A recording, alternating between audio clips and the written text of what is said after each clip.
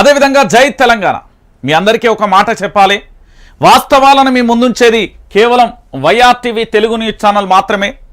తెలంగాణ ప్రాంత ప్రజలకు అన్యాయం జరిగినప్పుడు ప్రశ్నించే గొంతుక వైఆర్టీవీ. తెలంగాణ ప్రాంత బిడ్డలందరికీ కూడా సబ్బండి వర్గాల నుంచి పుట్టిన పసిబిడ్డ నుండి వృద్ధాప్యం మరణించే వరకు ప్రతి ఒక్కరికి కూడా ఈ తెలంగాణలో మాట్లాడే స్వేచ్ఛ, ప్రతి ఒక్కరం కూడా పోరాటం చేసే స్వేచ్ఛ ఉంది అనే విషయాన్ని మీరు ఎప్పుడూ మర్చిపోకండి తెలంగాణ ప్రజలారా. నేను ఒక మాట చెప్తున్నాను. ఈరోజు మీ అందరికీ తెలుసు ఈ వ్యక్తి ఎవరో. ఈ వ్యక్తి గురించి నేను పెద్దగా చెప్పాల్సిన అవసరం లేదు. డాక్టర్ బాబాసాహెబ్ అంబేద్కర్ గారు.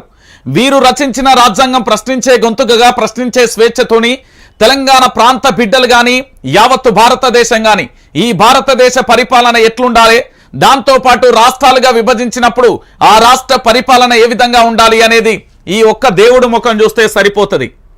మీరందరూ గుర్తుపెట్టుకోవాలి, రాజ్యాంగాన్ని రచించిన ఈ మహానుభావుడు బహుశా ఇప్పుడు పుట్టుంటే ఇలాంటి అధ్వానంగా కూడా నా రాజ్యాంగాన్ని వీళ్ళు తయారు చేస్తున్నారా, వాళ్ళ అవసరాల కోసం, వాళ్ళ వ్యక్తిగత స్వార్థాల కోసం ఈ విధంగా చేస్తున్నారా అని కన్నీళ్లు పెట్టుకుంటాడేమో డాక్టర్ బాబాసాహెబ్ అంబేద్కర్. ఎస్, వాస్తవమే చెప్తున్నా. ఈరోజు కుట్రలు కుతంత్రాలతోని ఈ తెలంగాణలోని సమాజానికి ఏం సందేశం ఇవ్వబోతున్నారు? డాక్టర్ బాబాసాహెబ్ అంబేద్కర్ అండి. అంబేద్కర్ గారు రచించిన రాజ్యాంగంలో వాళ్ళ వ్యక్తిగత అవసరాల కోసం వాడుకుంటే మనం ఏం చేద్దాం? దీనికోసమా మనం ప్రత్యేక తెలంగాణ రాష్ట్రం కోసం 1200 మంది విద్యార్థులు అమరవీరులైతే ఇదే 1200 విద్యార్థులకు సంబంధించి వాళ్ళ తల్లిదండ్రుల ఆత్మఘోష సాక్షిగా ఈ తెలంగాణ రాష్ట్రం ఏర్పడలేదా? ఈ రాష్ట్రం ఏర్పడితే 10 సంవత్సరాల పాటు అద్భుతమైన పరిపాలన కేసీఆర్ చేయలేదా? కేసీఆర్ చేసిన తప్పేంటి? కేసీఆర్ ఏం తప్పు చేసిండని విపక్షంలో కూర్చోబెట్టిల్లు. ఈరోజు కేసీఆర్ చేసిన తప్పేంది? ప్రగతి భవన్ నుండి బయటికి రాకపోవడమా? మరి జిల్లాలలో ఎమ్మెల్యే క్యాంప్ కార్యాలయాలు పెట్టి మీకు ఏ సమస్య ఉన్నా మీ దగ్గర ఎమ్మెల్యే ఉంటాడు వెళ్ళండి అని చెప్పలేదా? ఇదే ఈరోజు ప్రగతి భవన్ మహాత్మా జ్యోతిరావు పూలే ప్రజావాణి అని పెట్టిలు. ఏ ఒక్క సమస్య పరిష్కారమైందో కనీసం ఈ రాష్ట్ర ముఖ్యమంత్రి రేవంత్ రెడ్డి చెప్పగలుగుతాడా? రేవంత్ రెడ్డి గారు ఈరోజు ప్రజా సమస్యల గురించి బాగానే మాట్లాడుతున్నావయ్యా. దావోస్ పర్యటన వెళ్ళిన తర్వాత, నువ్వు తెలంగాణ రాష్ట్రానికి తిరిగి వచ్చిన తర్వాత నీలో వచ్చిన అద్భుతమైన మార్పు ఏంటో తెలుసా?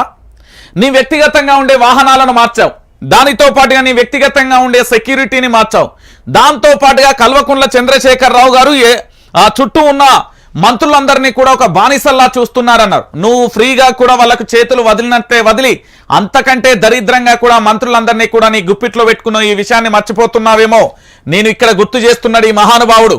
ఇక ఇంకొక అంశాన్ని కూడా మీ అందరు గుర్తు పెట్టుకోవాలి తెలంగాణ ప్రజలారా. ఈ రోజు డాక్టర్ బాబాసాహెబ్ అంబేద్కర్ రచించిన ఈ భారత రాజ్యాంగంలో ప్రశ్నించే గొంతుకులపై అడుగడుగున ఏ విధంగా హుక్కుపాదం మోపబోతున్నారో కూడా నేను చెప్పబోతున్నాను. Yes, YRTV Telugu news channel Telangana ప్రాంతం పక్షాన 10 ఏళ్ల పాటు కేసీఆర్ పరిపాలన ఉన్నప్పుడు దాదాపుగా ఎన్ని వీడియోలు? 20,000 వీడియోలు చేసిందండి. తక్కువలో తక్కువ 20,000 వీడియోలు చేసినప్పుడు ఎప్పుడూ కూడా నాపై కేసులు కానీ, నాపై ఎఫ్ఐఆర్లు కానీ, నాపై కుట్రలు కానీ, కుతంత్రాలు కానీ ఏమీ చేయలే.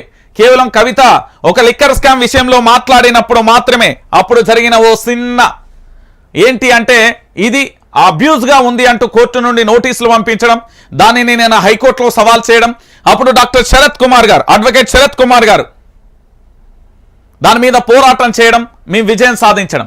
ఎందుకంటే ఇక్కడ స్వేచ్ఛ ఉంది, ప్రశ్నించే తత్వం ఉంది. ఈ గడ్డం యొక్క పునికి అదే అనే విషయాన్ని మీరు గుర్తుపెట్టుకోవాలి. మరి కాంగ్రెస్ ఎన్ని రోజులు అవుతుంది తెలంగాణ బిడ్డలారా? పట్టుమని 50 రోజులు అయితేనే లేదు. అప్పుడే మనపై కుట్రలు కుతంత్రాలు, భవిష్యత్తులో మనల్ని అరెస్టు చేస్తారు, కేసులు పెడతారు, బదనాం చేస్తారు. దీన్ని ఏంది మన మీద 3rd డిగ్రీకి మించిన బలమైనంగా కూడా చేసే ప్రయత్నాలు చేయబోతున్నారట మనకు అందిన విశ్వసనీయ వర్గాల సమాచారం ప్రకారం. నేను ఎందుకు ఈ విషయాన్ని చెప్తున్నానంటే, నేను ఇది నమ్మిన, ఈ మహానుభావుడు రచించిన భారత రాజ్యాంగాన్ని నమ్మబోతా. కానీ మనోళ్ళకి ఏంది అంటే, మనోడు దావోస్ పర్యటనకు వెళ్ళిన తర్వాత అక్కడ మరి నాకు తెలిసి ఆంధ్రాకు సంబంధించిన కొంతమంది వ్యక్తులు, పెత్తందారి వ్యవస్థకు సంబంధించిన వ్యక్తులు కలిశారు. మరి ఏం రహస్యం లీక్ అయిందో తెలియదు కానీ బీఆర్ఎస్ పార్టీ మీద, కేసీఆర్ మీద, మంత్రుల మీద అనుకోని ఊహించని విధంగా కుట్రలు కుతంత్రాలు చేయబోతున్నారు. ఎస్, నేను చెప్పేది అక్షరాల నిజం. బీఆర్ఎస్ పార్టీ సోషల్ మీడియా ఒక్కసారి మీరు ఆలోచించాలి. మీపై కుట్రలు కుతంత్రాలు ప్రారంభమైనవి. మీలో చాలా మందికి కూడా తెలియని మాజీ మంత్రులందరి మీద కూడా ఒక నిఘా ఉంది. ఎప్పుడు ఎవరిని ఏ విధంగా అరెస్టు చేయాలి అని ఒక వ్యూహరచన నడుస్తుంది ప్రస్తుతం.